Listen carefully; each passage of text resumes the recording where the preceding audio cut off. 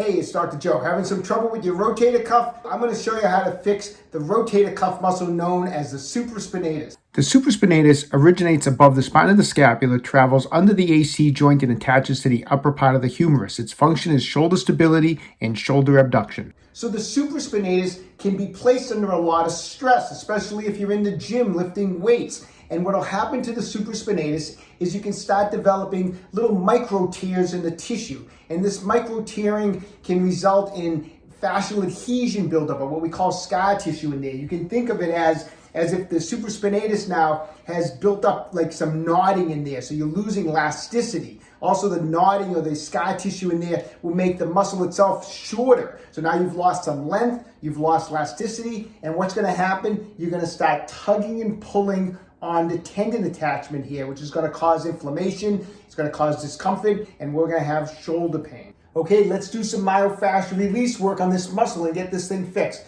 First, we want to warm up the soft tissue in there before we get into any deeper type of work. Best way to warm it up, you can take a handheld roller like this is my favorite, and you can just kind of do some cross friction going across just the where that supraspinatus tendon is, but also we'll just go right across the shoulder muscles here. As you're going back and forth, add some external, internal rotation. It'll generate more blood flow. And then with just one ball here, you can kind of reach back here and kind of get above the spine of the scapula. Here's the spine of the scapula, that bony ridge right here. Get above it with the little roller and just kind of go over it and get some blood flow in there. Okay, now let's get serious. Take a small spiky massage ball. I want to go back and forth across the upper part of the shoulder there for at least a couple minutes. Now you can also, once again, as I'm going back and forth, I'm trying to get right on top of that supraspinatus tendon. You can add in some internal, external rotation. What I try to do is as I pull this way, I will externally rotate and then internally rotate. So I try to do that type of rhythm.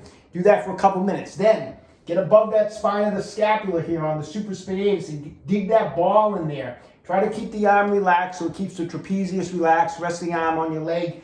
And I want you to go back and forth, up and down. Just try to knead into that tissue the best you can. Try to dig in as deep as you can for a couple of minutes.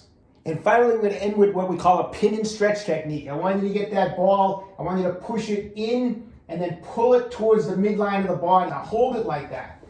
And while you're holding it like that, with the arm out, I want you to bring the arm down and behind the back as far as you can. And I want you to do that 8 to 10 times. Keep firm pressure with the ball in there. After 8 to 10 times, I want you to shake that out, and I want you to do it another 8 to 10 times. Okay, so get working on that every day. Take control of your own health. Stay young and train hard.